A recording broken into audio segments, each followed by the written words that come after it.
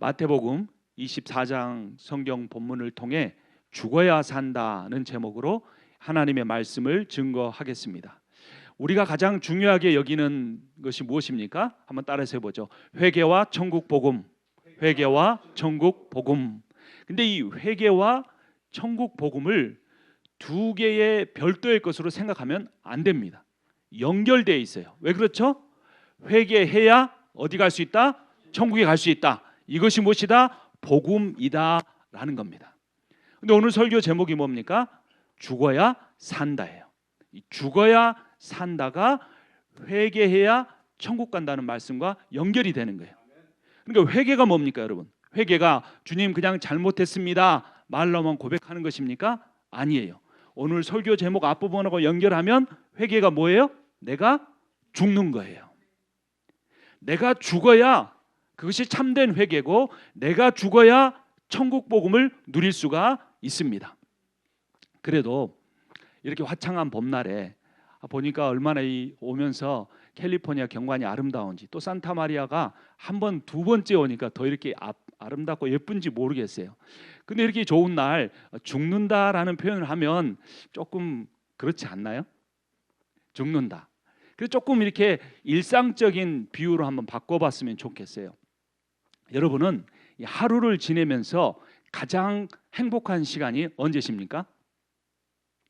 사람마다 차이가 있겠지만 저는 하루 일과를 마치고 침대에 누워서 다리를 쫙 뻗을 때가 제일 행복합니다. 하루 종일 쌓였던 피로가 싹 사라진 듯 합니다. 피곤한 두 눈을 감을 때 생각이 멈춥니다. 머리가 쉼을 얻습니다.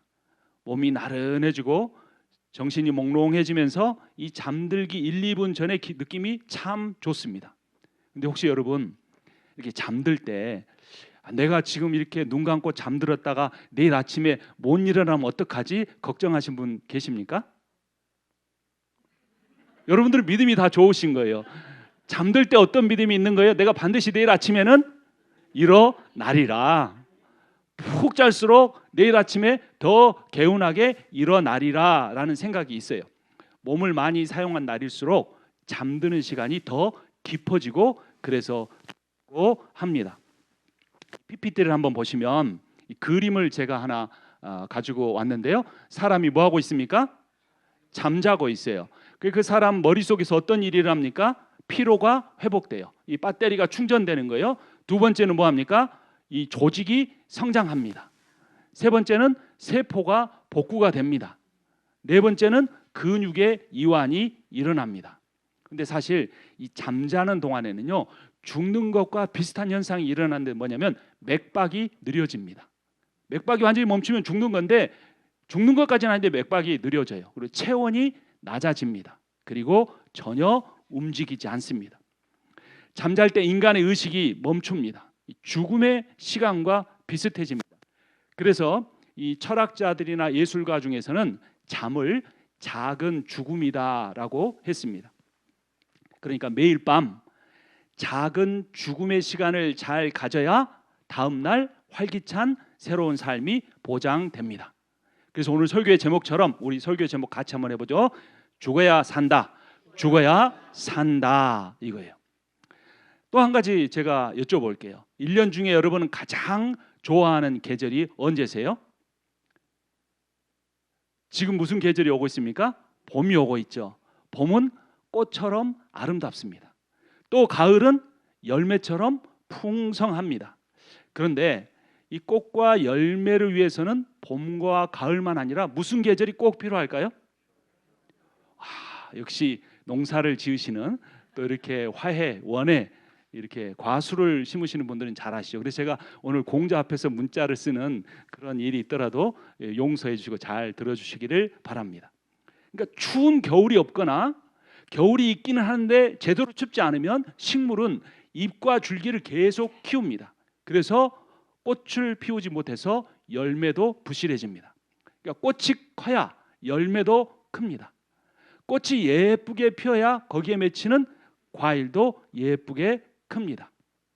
겨울에 모든 성장이 멈춘 것 같고 죽은 듯이 돼야 봄에 화려하고 예쁜 꽃이 잘 핍니다. 그래서 오늘 설교의 제목이 뭐라고요? 죽어야 산다라는 거예요. 죽은 겨울의 계절이 지나야 더 활기찬 봄이 오고 죽은 듯한 깊은 잠에 들어가야 그 다음날 활기찬 하루가 시작이 됩니다. 그것을 오늘 본문 25절에 표현하면 이렇게 말합니다. 잃어야 찾는다. 25절 말씀 같이 읽겠습니다. 누구든지 제 목숨을 구원하고자 하면 잃을 것이요 누구든지 나를 위하여 제 목숨을 잃으면 찾으리라. 잃으면 뭐하리라? 잃어야 찾는다. 이게 맞는 말인가요, 여러분?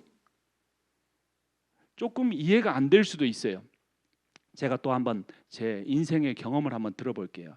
자녀를 키우면서 저는 두 가지를 배웠습니다. 하나는 사랑을 배웠고 하나는 인생을 배웠습니다. 어느 날 제 아이가 지금은 직장을 다니는데 5살일 때 아들에게 아이스크림을 하나 사줬습니다. 그리고 아이가 아이스크림을 맛있게 먹을 때 아빠한테 한 입만 하고 있어요. 줬을까요? 안 줬을까요? 줬을까요? 안 줬을까요? 줬으면 제가 설교 시간에 이야기를 안 하겠죠. 안 줬어요.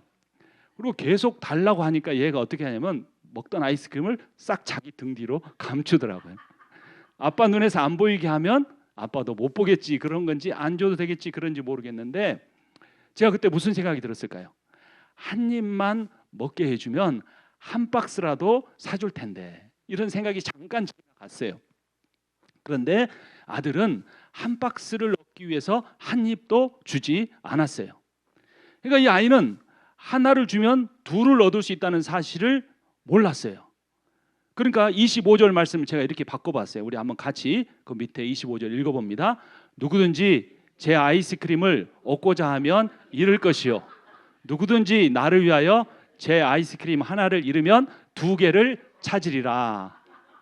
이제 잃으면 찾는다는 말씀이 이해가 됩니까? 조금 되지요. 근데요 어린아이만 이 사실을 모를 뿐만 아니라 저 같은 어른도 목사인 저도 이 사실을 잊어버리며 살 때가 있어요. 잃으면 얻는다. 이걸 잊어버리고 살아요. 그리고 내 손에 들어온 것만 내 거다 이렇게 하고 생각하며 살아갈 때가 있어요. 돈만이 아니에요. 지혜도 마찬가지예요. 명예도 마찬가지예요. 이를 각오를 해야 이미 갖고 있는 것도 지킬 뿐만 아니라 아직 갖지 못한 새로운 것도 얻을 수 있습니다. 계속해서 가지려고만 하는 사람은 가장 중요한 것마저도 잃을 수가 있어요. 26절 말씀 같이 읽습니다. 사람이 만일 온 천하를 얻고도 제 목숨을 잃으면 무엇이 유익하리요? 사람이 무엇을 주고 제 목숨과 바꾸겠느냐? 가장 중요한 것이 무엇입니까? 목숨이에요. 예수님의 말씀입니다. 계속해서 인생에서 얻으려고 하는 사람, 가지려고 하는 사람, 예수의 이름으로 하더라도 계속 그러다 보면 무엇도 이룰 수 있다? 목숨도 이룰 수 있다. 극단적인 비유가 나옵니다. 뭘 가졌어요? 천하를 가졌어요. 온 세상을 가졌어요. 지금 지구에서 큰 전쟁이 2개가 일어나고 있습니다. 가진 자가 더 많은 것을 가지겠다고 하고 있는 상황이고 잃지 않겠다고 싸우고 있는 상황입니다. 이 말씀 무슨 뜻이냐면 사람이 모든 것을 가져도 언젠가는 무엇한다? 죽는다라는 거예요. 모든 것, 내가 인생 내내 이민 와서 수고해서 1가지 2가지 모아서 이사 갈 때도 다 끌고 가서 배우자가 버리라고 하는데 하나도 안 버리고 차고에 다 쌓아놓은 것 마지막에 어떻게 하고 간다? 놓고 간다. 하나라도 가져갈 수 있다 없다? 없다. 전도서 5장 15절 말씀 같이 읽습니다. 그는 모태에서 나온 것처럼 벌거벗고 돌아가리니 자기 수고한 것을 아무것도 손에 가지고 가지 못하리라. 하나는 가지고 갈 수 있어요? 뭣도 못 가지고 간다? 아무것도. 입던 옷도 벗어놓고 수의 입고 가야 하는 것입니다. 그러면 그래 목사님, 죽을 때 못 가져가더라도 내가 살아있을 때 많이 갖고 있으면 나는 그것에 만족하며 살겠습니다 라고 말할지 몰라요. 근데 성경은 그렇지 않다라고 합니다. 전도서 5장 10절 말씀 같이 읽습니다. 은을 사랑하는 자는 은으로 만족하지 못하고 풍요를 사랑하는 자는 소득으로 만족하지 못하나니 이것도 헛되도다. 만족한다고요? 못한다고요? 만족하지 못합니다. 이민 왔을 때 처음에는 직장만 하나 생기면, 직장 생기고 나니까 내 집 하나만 장만하면, 집 사기 시작해서 모기지 하니까 모기지만 끝나면 인간이 만족할 때가 있을까요? 없을까요? 없습니다. 인생이 공허합니다. 근데요, 그 공허한 이유가 가지지 못해서 공허한 것이 아닙니다. 가졌는데 만족이 안 되니까 공허한 것입니다. 이 신생아가 이 조건 반사가 있어요. 막 태어난 아이예요. 손가락으로 딱 찌르면 애가 뭐 합니까? 그 손가락을 꽉 잡아요. 그리고 그 신생아를요, 철봉에다 매달아 놓으면 어른보다 더 오래 매달려 있을 수 있습니다. 실험한 거예요. 아무런 근육도 없는 아이에게 무슨 본능이냐면 내 손에 들어온 거 뭐 한다? 잡는다, 붙잡는다, 이런 생각들이 있습니다. 그렇게 시작한 인생이 죽을 때에는 뭐하고 죽습니까? 95%의 시신이 죽기 직전까지 꽉 쥐고 있던 손을 뭐하고 죽어요? 펴고 죽습니다. 죽을 때가 되어서야 소유에 집착하던 인생이 헛된 것임을 깨닫기 때문입니다. 전도서 2장 4절, 11절, 20절 읽겠습니다. 나의 사업을 크게 하였노라. 내가 나를 위하여 집들을 짓고 포도원을 일구며 그 후에 내가 생각해 본즉 내 손으로 한 모든 일과 내가 수고한 모든 것이 다 헛되어 바람을 잡는 것이며 해 아래 무익한 것이로다. 이러므로 내가 해 아래서 한 모든 수고에 대하여 내가 내 마음에 실망하였도다. 아멘. 무엇하였도다?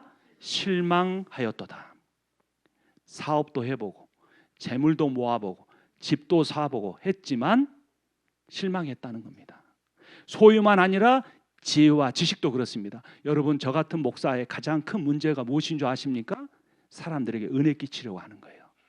내가 들은 복음을 나누기만 하면 되는데 내가 낮아지고 예수의 복음이 높아지는 것이 아니라 도구에 불과한, 예수님이 타고 가는 나귀에 불과한 내가 박수 받는 줄 알고 교만해지는 것, 그거보다 어리석은 것이 없어요. 그것도 죽을 때는 가지고 가지 못합니다.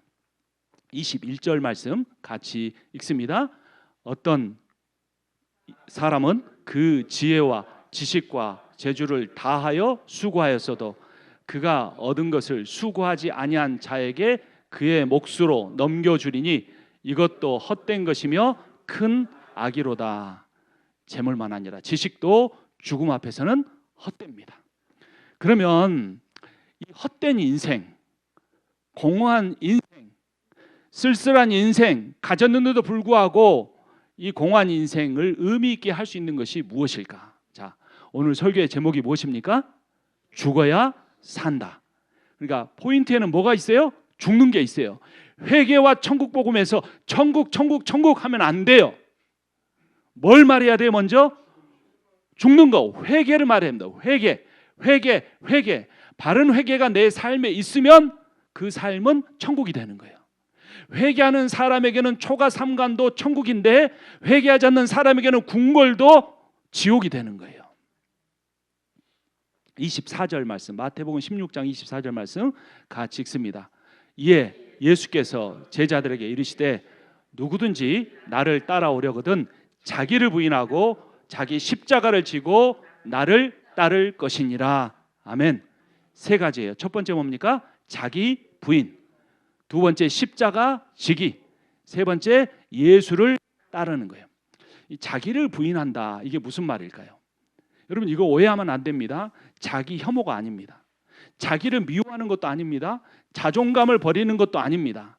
자기 부인이라는 건 뭐냐면 내 삶의 주권을 포기하고 그 주권을 주님께 드리는 것입니다.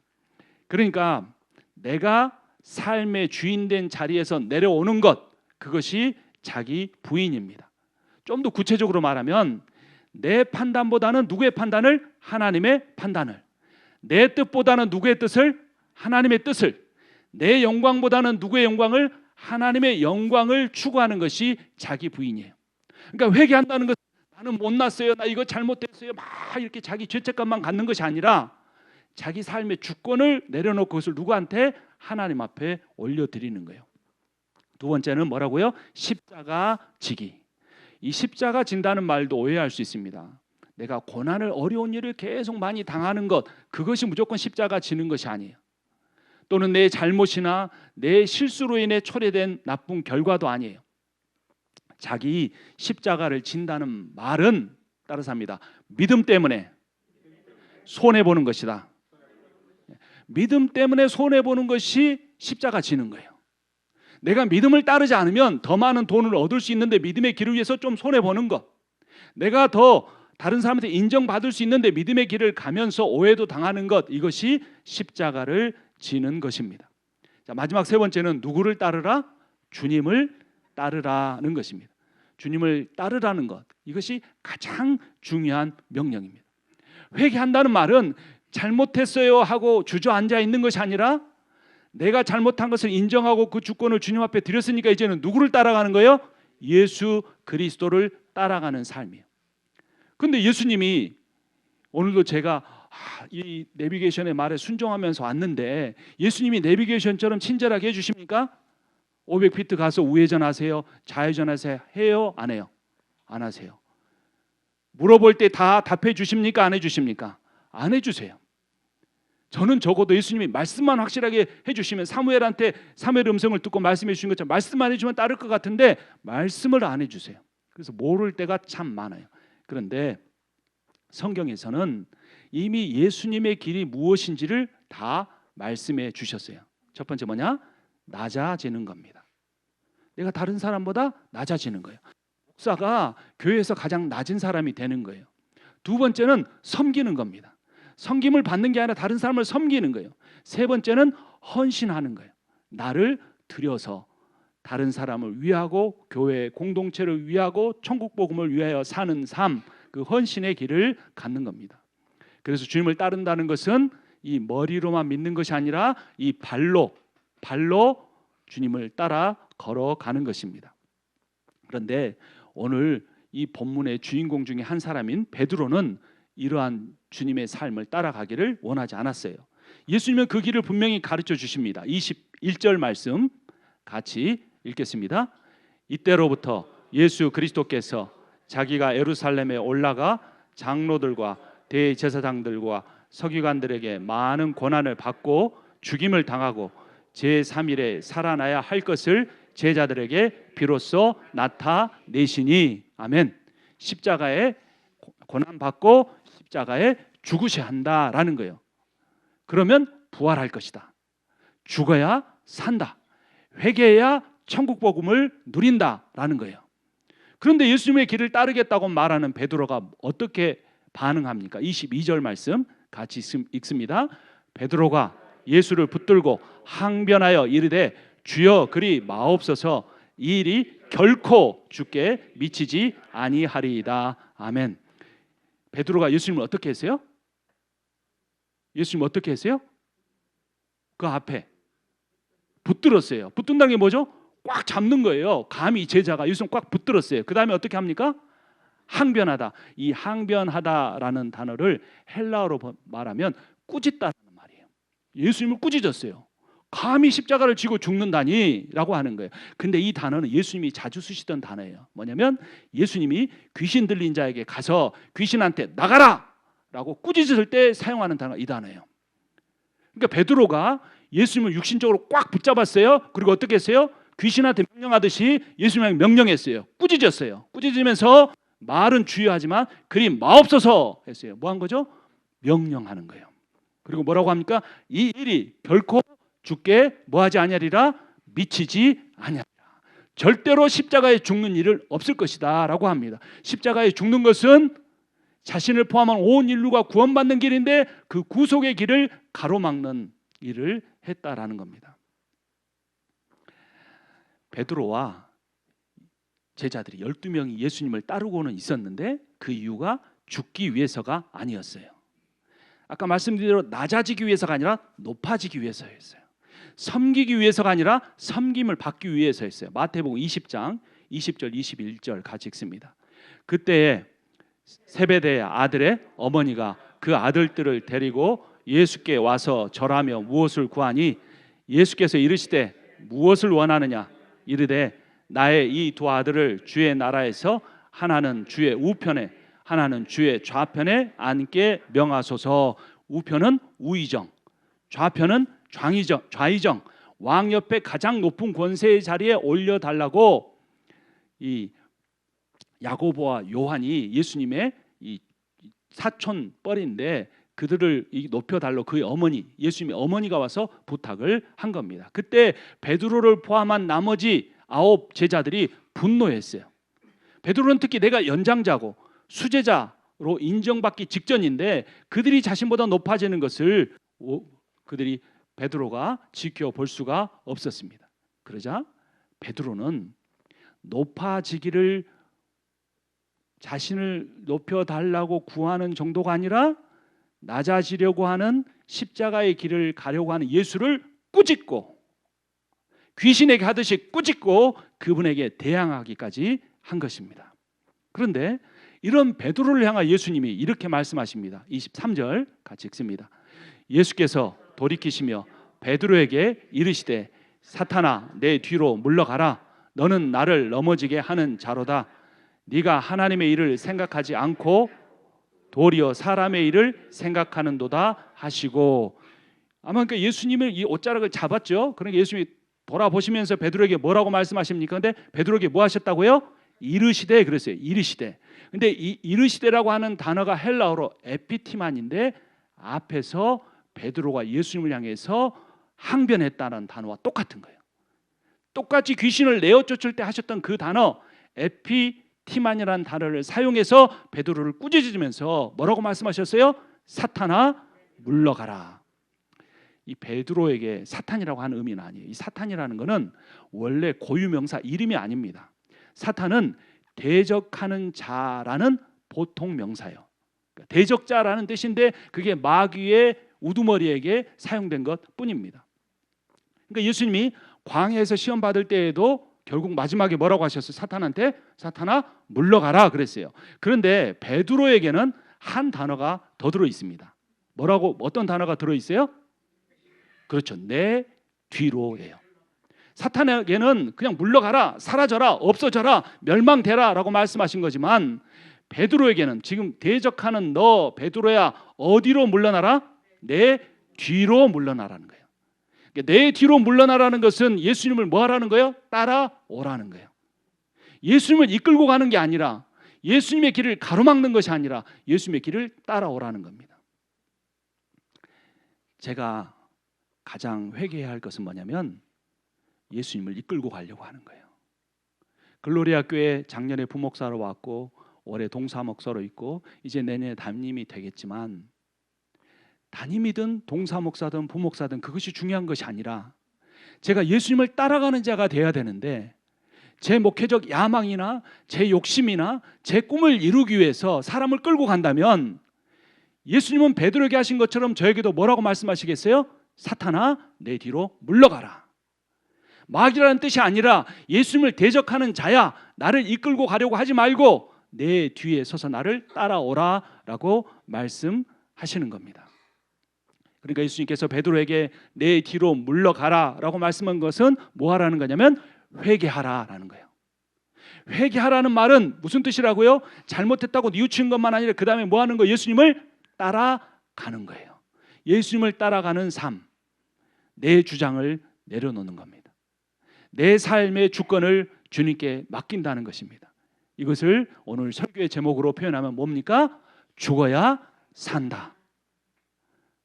죽어야 산다라는 겁니다. 베드로가 예수님에게 이렇게 하세요, 저렇게 하세요 꾸짖는 기도를 했습니다. 그는 강청하는 기도를 뛰어넘는 악한 기도를 했습니다. 그러나 우리가 배운 기도는 무슨 기도입니까? 묻는 기도예요. 따라서 합니다. 묻는 기도. 주님, 지금 어떻게 해야 합니까? 주님, 베드로는 주님 앞에 물었어야 했어요. 근데 묻지 않았어요. 주님을 향하여 세게 기도하는데 어떤 때는 보면요, 사람들이 성령이 충만하지 않았는데도 막 강력하게 기도합니다. 그러면 뭐가 역사예요? 성령이 역사하는 게 아니라 자기 안에 자아가 역사예요. 그래서 자기 안에 그 품은 뜻, 억울한 거, 원하는 것을 막 주님 앞에 외칠 때가 있어요. 그는 뭐 하는 겁니까? 주님을 꾸짖는 기도가 될 수 있는 거예요. 주님한테 이렇게 해라 저렇게 하는 기도를 하는 거예요. 물론 그런 기도도 필요할 때가 있습니다. 갈급할 때, 죽을 것 같을 때, 복음의 뜻이 명확할 때 그렇게 기도할 수 있습니다. 그러나 대부분의 우리의 기도는 어떤 기도가 돼야 합니까? 묻는 기도가 돼야 합니다. 복음에, 천국 복음에 근거하지 않는 신앙의 열심은 베드로처럼 사탄적인 것이 될 수 있습니다. 묻지 않는 기도, 자기 열심의 열정의 기도와 영성은 예수님을 대적하는 자의 열심이 될 수 있습니다. 저 같은, 여러분들 같은 성도분들은 그렇지 않지만 저 같은 목사는요, 자꾸 다른 사람을 가르치려고 합니다. 나도 그렇게 살지 못하면서 가르치려고 해요. 그러니까 목회자 안에는 가장 더 힘들겠죠. 또 가르치려고 하니까. 그런데 이게 습관이 되면요, 누구도 가르치려고 합니까? 하나님도 가르치려고 하고 성령도 가르치려고 하고 예수님도 가르치려고 합니다. 그래서 때로는 묻는 기도를 드리기 전에 침묵 기도를 할 필요가 있을 때가 있습니다. 자기의 내면을 들여다보고, 여러분 하루에 깊은 잠을 자면요, 이 뇌 속에 있는 모든 생각과 걱정과 근심과 욕망이 다 청소가 되고 새로워져서 그 다음 날을 살 수 있다고 합니다. 회개란 어찌 보면 그런 것입니다. 침묵하는 기도를 통해 내 안에 들어와 있는 사탄적인 생각이 무엇인지, 자기 열심이 무엇인지, 내 낙심이 무엇인지 그것을 돌이켜보고 내려놓고 주님 어떻게 해야 합니까? 라고 묻는 기도를 해야 합니다. 묻는 기도만이 겸손한 기도이고 진정한 기도입니다. 죽어야 삽니다. 따라서 합니다. 내가 죽어야 예수가 산다.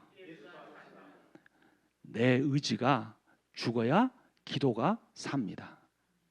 내 주장이 죽어야 교회가 삽니다. 더 많이 알수록요, 반드시 천국 복음은 더 많이 알수록 주장을 더 강하게 하지 않습니다. 그런데 진짜 복음이 없는 공동체에서는요, 지식만 많이 쌓였을 때 더 말을 많이 하고 자기 주장을 하고 교회 공동체가 더 힘들어지는 일들이 있습니다.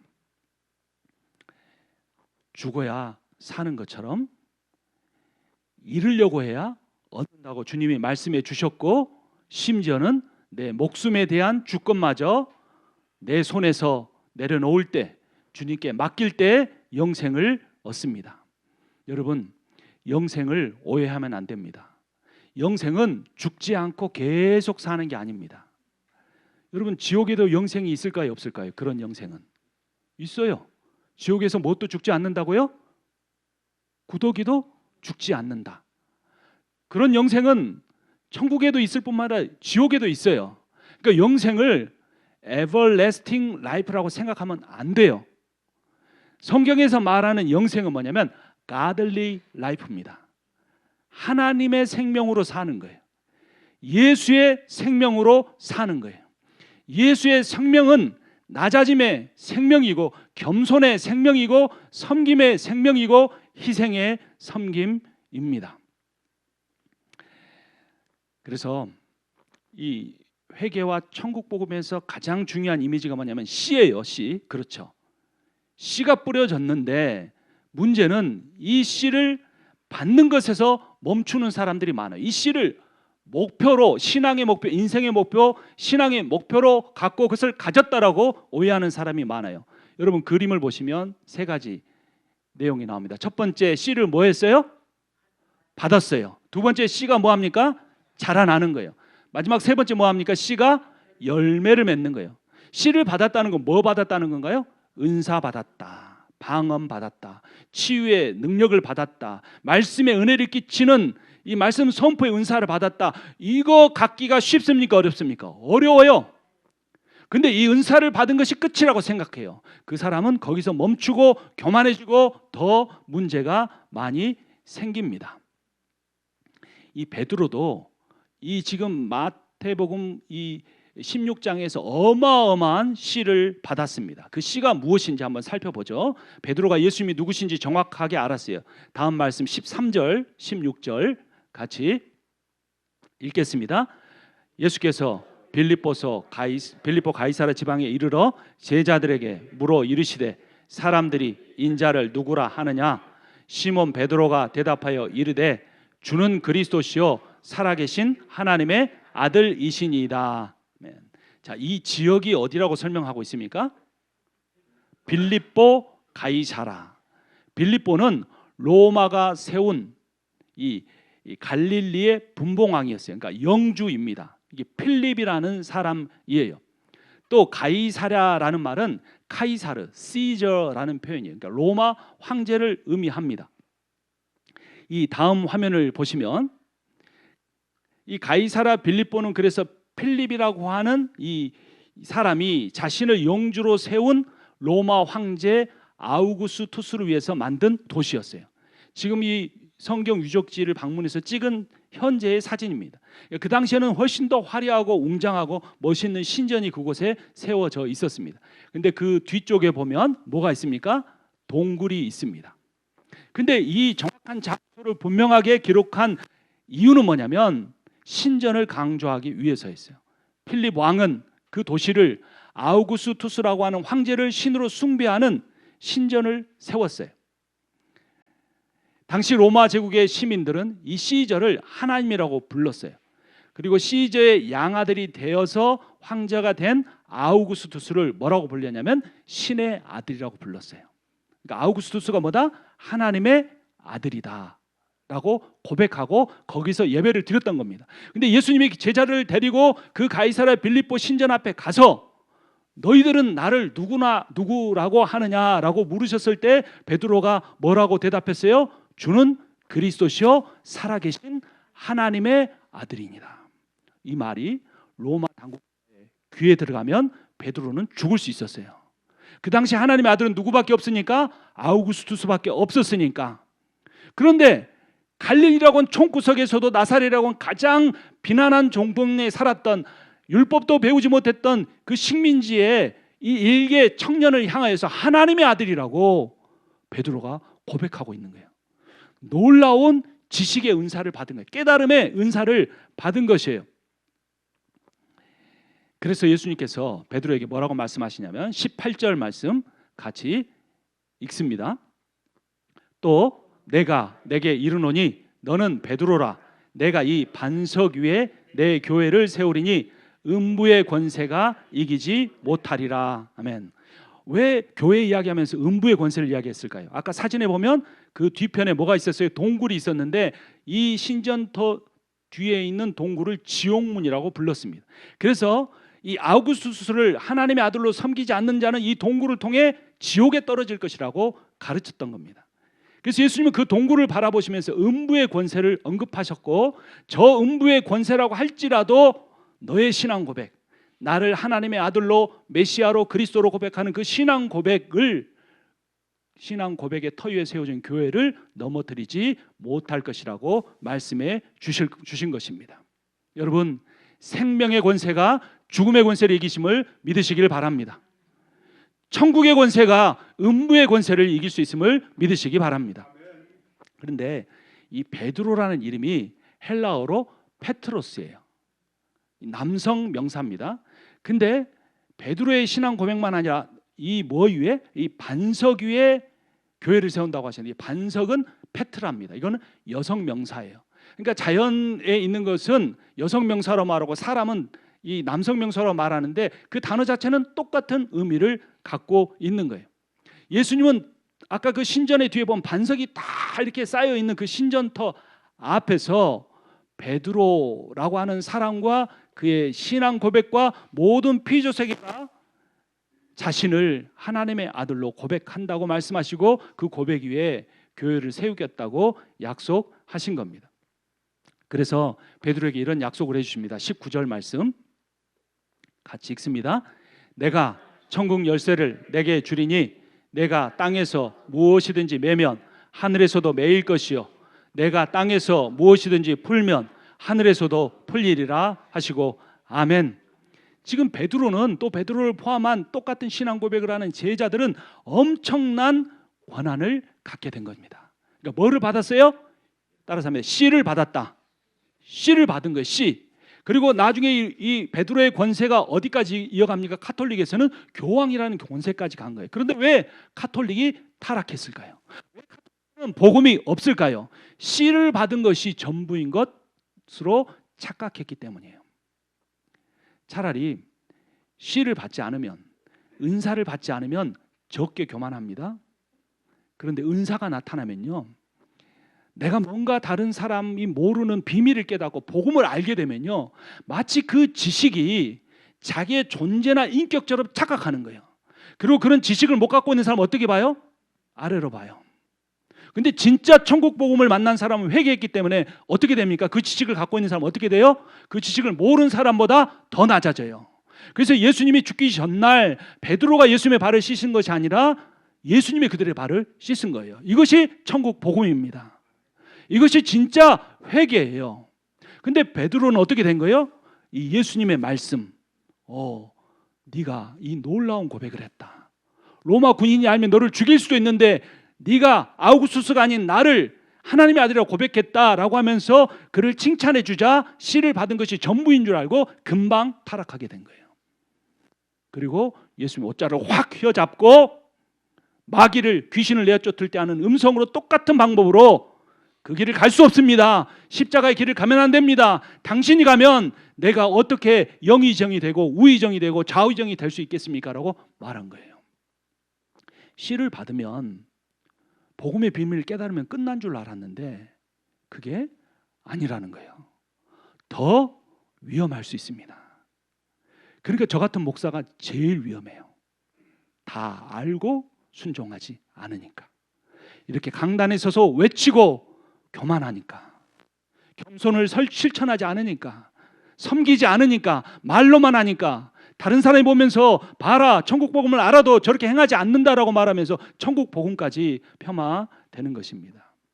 그 다음 PPT를 보면, 자, 씨를 받았어요. 받는 것에 끝나지 않고 뭐 해야 한다고요? 자라나는 거예요. 근데 자라난다는 밑에 어떤 설명이 있습니까? 뭐가 와요? 고난이 와요. 반드시 복음을 받으면 뭐가 와요? 고난이 옵니다. 뭐가 와요? 시험이 와요. 예수님이 요단강에 세례받을 때 성령이 비둘기같이 내려서 하늘에서 이는 내 사랑하는 아들이다 말씀하셨는데 그 다음에 성령이 끌고 가서 광야에서 시험을 당했던 거예요. 그럼 사람들은 이상해 생각합니다. 내가 복음을 깨달았는데 왜 더 어려워지지? 우리 교회가 복음만 쫓아가려고 하는데 왜 더 문제가 생기지? 이상하게 생각하는 거예요. 씨만 알고 씨가 자라는 원리를 모르기 때문에 그런 거예요. 씨는 은사, 능력, 권세, 소유 모든 것입니다. 씨가 자라는 것은 헌신, 섬김, 십자가, 자기 부인이에요. 그런데 베드로는 이 원리를 부인했어요. 오늘 설교 제목 같이 따라서 합니다. 시작. 죽어야 산다. 뭐를 거부한 거예요? 죽는 거를 거부한 거예요. 나 이제 교회의 반석이 되었어. 내가 하늘의 비밀을 깨달았어. 아우구스투스가 하나님의 아들이 아니라 예수가 하나님의 아들인 걸 깨달았어. 그런데 왜 내가 죽어야 돼? 당신 그 십자가의 길을 가지 마. 나도 따라가야 되잖아. 귀신을 꾸짖듯이 하나님을 꾸짖는 거예요. 묻는 기도가 아니라 하나님을 가르치는 기도. 교회를 순종하는 것이 아니라 교회를 이끌고 가려고 하는 말들을 뱉어놓은 거예요. 씨를 받았지만 씨가 자라나지 못하면 더 큰 문제가 생겨요. 씨가 자라나려면 먼저 뭐 해야 돼요? 죽어야 해요. 이건 예수님이 하신 말씀이에요. 요한복음 12장 24절 말씀 같이 읽습니다. 한 알의 밀이 땅에 떨어져 죽지 아니하면 한 알 그대로 있고 죽으면 많은 열매를 맺느니라. 아멘. 뭐 하면 많은 열매를 맺느니라? 죽으면. 근데 땅에 떨어지기까지는 했는데 죽지 아니하면 뭐 한다? 한 알 그대로 있는다. 왜 내게 변화가 없을까? 왜 임상훈 목사에게 열매가 나타나지 않을까? 땅에 떨어지긴 했는데 사역하긴 하는데, 말씀을 나누긴 하는데 뭐 하기 싫으니까? 죽기 싫으니까. 제가 죽고 싶을까요? 살고 싶을까요?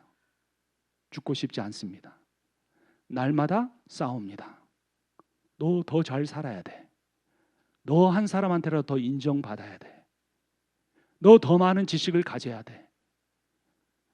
날마다 이게 죽여놓으면 더 크게 올라옵니다. 그때 어떻게 해야 될까요? 다시 말씀으로 돌아가는 수밖에 없습니다. 다시 회개하는 수밖에 없습니다. 또 교만해졌을 때 사탄아 내 뒤로 물러가라는 예수님의 말씀을 듣고 다시 예수님 앞에 서서 끌고 가려고 하는 그 자세에서 예수님 뒤로 가야 합니다. 그래서 예수님께서 이렇게 말씀하셨습니다. 24절, 25절 같이 읽습니다. 이에 예수께서 제자들에게 이르시되 누구든지 나를 따라오려거든 자기를 부인하고 자기 십자가를 지고 나를 따를 것이니라. 누구든지 제 목숨을 구원하고자 하면 잃을 것이요 누구든지 나를 위하여 제 목숨을 잃으면 찾으리라. 아멘. 천하를 다 얻어도 자기 부인을 하지 않으면 자기 목숨은 잃을 수 있습니다. 베드로가 교황이 되어도 자기 십자가를 지지 않으면 주님의 대적자 사탄이라는 말을 들을 수 있습니다. 역사 속의 교황들 중에 사탄의 역할을 하는 종들이 많이 있었습니다. 현대 시대의 개신교 목사 안에 그런 사람들이 많이 있습니다. 다른 사람이 아니라 제가 기회만 주어지면, 환경만 만들어지면 언제든지 사탄의 역할을 하려고 이 준비된 사람이 임상훈 목사입니다. 교회에서 다른 사람보다 기적을 체험한 사람, 은사를 받은 사람, 하늘의 복음을 깨달은 사람일수록 그렇게 되기가 쉬울 수 있습니다. 처음에는 은사 받고 좋아했는데 그 은사를 잘못 사용하면 교만해집니다. 교만해지거나 심판까지는 안 가도 복음을 듣고도 신앙이 깊어지지 않고 그대로 주님 여기가 좋사오니 그대로 머물고 있기를 원하는 사람들이 있습니다. 왜냐하면 죽지 않았기 때문입니다. 죽어야 삽니다. 내 육적인 습관이 죽어야 내 영이 삽니다. 내가 어렸을 때 부모님을 통해 채울 수 없었던 그 욕망을 내려놓아야 내 생명이 죽지 않습니다. 이 사실을 깨달은 사도 바울이 예수님을 날마다 따르면서 자기를 향해 나는 죄인 중에 괴수라고 말했는데 그가 갈라디아서 2장 20절에서는 이렇게 말합니다. 같이 읽습니다. 내가 그리스도와 함께 십자가에 못 박혔나니 그런즉 이제는 내가 사는 것이 아니요 오직 내 안에 그리스도께서 사시는 것이라.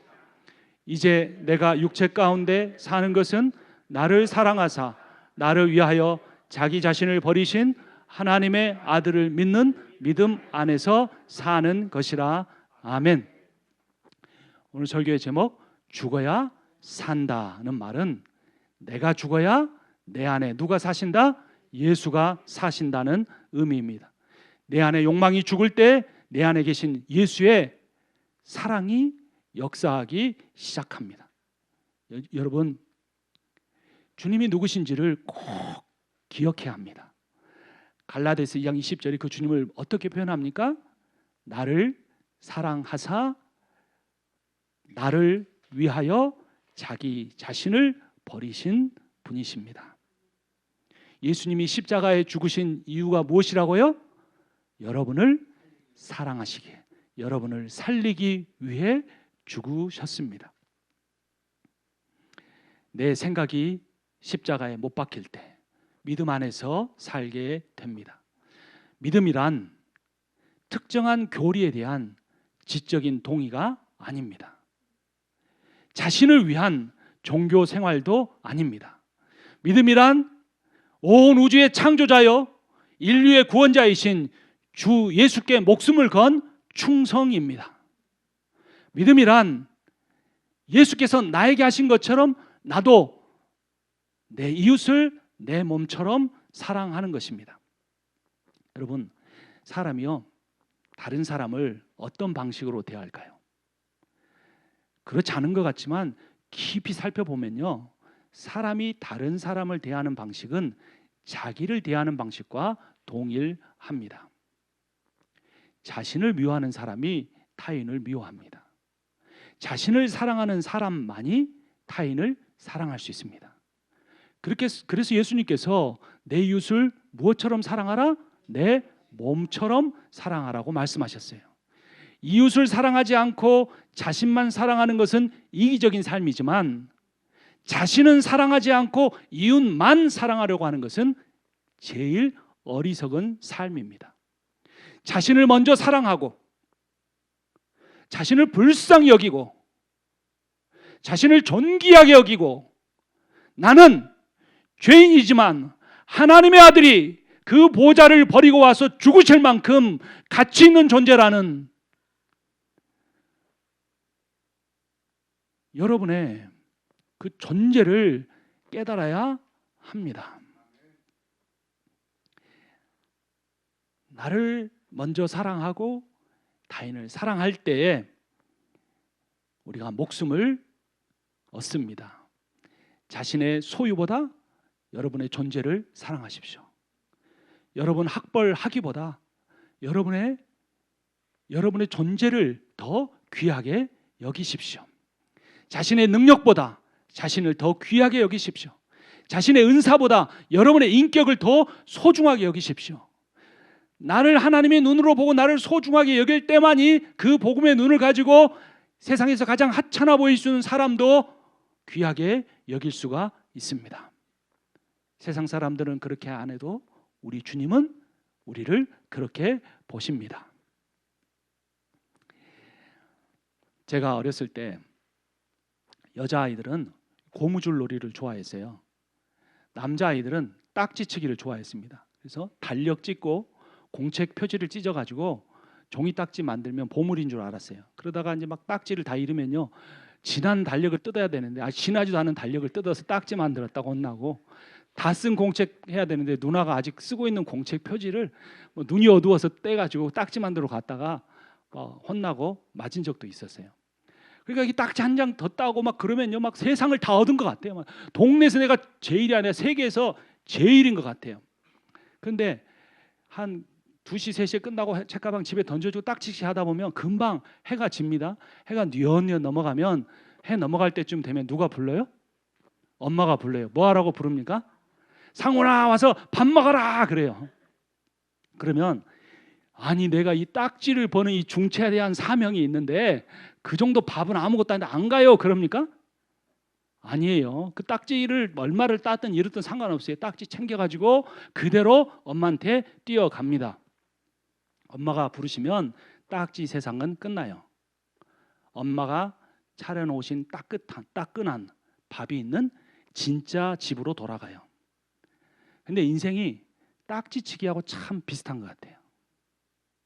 천국 하는데 너무 추상적이지 않아요? 집으로 생각하면 돼요. 집. 엄마가 밥상을 딱 소박하지만 진짜 맛있는 사랑과 정성으로 마련된 그 밥상, 아버지가 또 집을 치우시고 이렇게 풀도 베는 그런 집. 천국은 집으로 수없이 비유돼요. 우리 예수님이 천국은 뭘로 비유하시냐면 그 집에 제일 좋은 때가 뭐냐면 잔치가 열렸을 때. 잔치 중에 최고의 잔치는 무슨 잔치? 혼인잔치. 그러니까 천국 하면 여러분 집을 생각하고, 우리 이민 오기 전에 고향 땅의 집, 그게 굴뚝에서 연기 나는 집, 그 집을 생각하시면 돼요. 근데 우리가 이 세상 살 때는 그렇게 귀하게 여기던 모든 것들이 하나님이 오라고 부르시면 돌아갈 때가 되면 아무것도 아닌 것이 되는 거예요. 엄마가 저녁 먹으라고 부르실 때까지 했던 딱지치기처럼, 그 딱지치는 것 때문에 집에 돌아가지 않을 아이들이 단 하나도 없는 것처럼, 하나님이 인생 소풍 끝났다고 부르실 때 세상에 모아놓은 것 때문에 가지 않겠다고 말할 사람은 아무도 없습니다. 여러분 그래도 딱지치기 중요합니다. 딱지도 열심히 쳐야 돼요. 그런데 그것 때문에 따뜻한 밥이 차려진 집을 포기하면 안 되는 거예요. 고무줄 놀이도 재미있게 하십시오. 그래도 고무줄 놀이 때문에 나를 사랑하시는 어머니를 떠나서는 안 되는 것입니다. 여러분 인생에는, 우리의 삶에는 완전히 이해할 수 없거나 또는 내가 통제할 수 없는 것이 두 가지가 있는 것 같아요. 하나는 뭐냐면 인생이고, 두 번째는 하나님이에요. 여러분, 여러분의 삶이 여러분의 뜻대로 된 적이 얼마나 있었습니까? 별로 없었죠. 어떤 분은 이민도 아마 자기 뜻에 의해서 오지 않은 분도 있을 거예요. 이 산타마리안 지역도 그랬을 수 있어요. 여기서 사는 동안에 다 그랬을 수 있어요. 정말로 아둥바둥하며 사는데 내 뜻대로 된 게 별로 없어요. 그리고 내 삶이 이해가 안 되는 신비가 참 많아요. 근데 또 한 분이 계세요. 하나님. 신앙생활을 어리석게 하면 자꾸 하나님을 통제하려고 합니다. 그리고 하나님을 이해해 보려고 해요. 안 됩니다. 그래서 사람들이 교리를 만들었어요. 그래서 교리에 문제가 생기는 거예요. 어느 정도는 맞지만 진짜 복음으로 들어가면 교리가 안 맞는 이유가 사람의 머리로 만들었기 때문에 그러는 거예요. 그러니까 인생과 하나님은 뭐 할 수 없다? 통제할 수 없다. 또 뭐 할 수 없다? 이해할 수 없다라는 거예요. 내가 완전히 이해할 수 있는 하나님, 그것은 우상입니다. 사람들이 교회 다니면 사실은 우상 숭배 놀이하고 있는 게 참 많아요. 내가 통제할 수 있는 하나님은 종교적 우상에 불과합니다. 내가 완전히 이해할 수 있거나 완전히 통제할 수 있는 인생도 그렇게 되면 공포나 불안은 사라지지만 더 강력한 시험이 오는데, 그게 뭐냐면 권태와 공허입니다. 아브라함이 하나님 말씀 하나 믿고 갈대아 우르를 떠났어요. 하나님이 어디로 가라고 가르쳐 주지도 않고 그 알려줄 땅으로 간 거예요. 그래서 그때 하나님을 따라간 거예요. 근데 그때 하나님 한 가지 약속해 준 게 있었습니다. 그것 믿고 따라왔어요. 너에게 뭐가 있으리라? 아들이 있을 거다. 큰 민족을 이루리라. 그런데 30년이 지나도 단 아들 한 명도 안 줬어요. 그리고 종 엘리에셀이 낳은 양자도 안 된다. 엘리에셀 양자로 드리는 것도 안 된다. 하갈이 낳은 이스마엘도 안 된다. 그랬어요. 그리고 참고 참아서 99세 때까지 참고 100세 때 이삭을 낳았습니다. 근데 하나님이 이삭을 뭐 하라고 하셨어요? 바쳐라. 지난 성회의 제목이 모리아 산으로. 여러분의 인생의 모리아 산은 어디입니까? 이 모리아 산의 이야기에 절정에 이르는 단어 뭐냐면 결박하다라는 단어입니다. 이삭이 나중에 종들과 나귀는 밑에 있고 아버지하고 자기만 가면서 물어봤어요. 아버지, 여기 번제물을 태울 나무도 있고 칼도 있는데 제물은 어디 있습니까? 그때 아브라함은 아무런 대답을 하지 않습니다. 그리고 그 모리아산 정상에 올랐을 때 어떻게 합니까? 아들을 결박합니다. 이 결박하다는 단어 히브리어가 아케다입니다. 이 아케다의 신앙이 이 아브라함의 신앙을 정의하는 겁니다. 아브라함은 믿음의 조상이기에 우리의 믿음을 정의하는 것이 아케다입니다. 진정한 자유를 얻기 위해서는 결박당해야 합니다. 참 생명을 얻기 위해서는 죽어야 합니다. 얻고자 하는 사람은 반드시 잃을 것이고, 잃고자 하는 사람은 주님이 그에게 영생과 이 땅에 살아가는 모든 필요한 것도 다 채워 주실 것입니다. 그런데 베드로는 이 아케다를 거부한 거예요. 결박당하기 싫었어요. 예수님이 십자가에 가서 죽는 것도 싫고, 날마다 나를 부인하고 자기를 십자가에 못 박고 예수의 뒤를 따르는 것도 싫었어요. 그러니까 씨를 받았지만 그 씨를 틔우기 위해서 자기가 죽어야 한다는 사실을 받기를 싫어했어요. 그래서 너는 하나님의 일을 생각하지 않고 사람의 일을 생각한다는 책망을 들은 것입니다. 베드로는 죽음 없는 구원을 원했어요. 베드로는 회개 없는 천국 복음을 원했어요. 부르심은 받았지만 아직 십자가를 통과하지 못한 것은 아닌지 자신을 돌아봐야 돼요. 십자가를 앞에 두고 그 앞에서 뱅뱅뱅 돌면서 내가 가진 지식으로만 버티고 있지 않는지 돌아봐야 하는 거예요. 씨는 받았지만 죽지 않으려고 해서 그 씨가 자라지도 못하고 열매 맺지도 못하고 있지는 않은지, 추운 겨울이 싫어서 피해가서 꽃피는 봄을 맞이하지 못하고 있지는 않는지, 내가 혹시 이 밤에 잠들면 다음날 깨어나지 못해서 안 되겠다고 며칠 몇 날을 뜬 눈으로 밤을 새우고 있지는 않는지 돌아봐야 하는 것입니다. 천국 소망은 있지만 십자가를 거부하면 늘 제자리일 수밖에 없습니다. 그래서 오늘 설교의 제목이 무엇입니까? 죽어야 산다. 죽음이 무엇일까요? 그것은 자신을 죄인으로 십자가에 매다는 겁니다.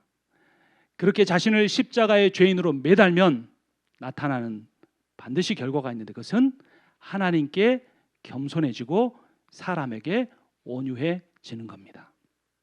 이 두 가지만 살펴보십시오. 내가 십자가에서 나를 늘 부인하고 있는지, 하나님 앞에서 뭐 하고요? 겸손하고, 사람들 앞에서 뭐 한다고요? 온유하고. 예수님이 나는 무엇하다고 말씀하셨죠? 나는 마음이 온유하고 겸손하다 말씀하셨습니다. 성경이 말하는 죽음은 사라지는 것이 아닙니다.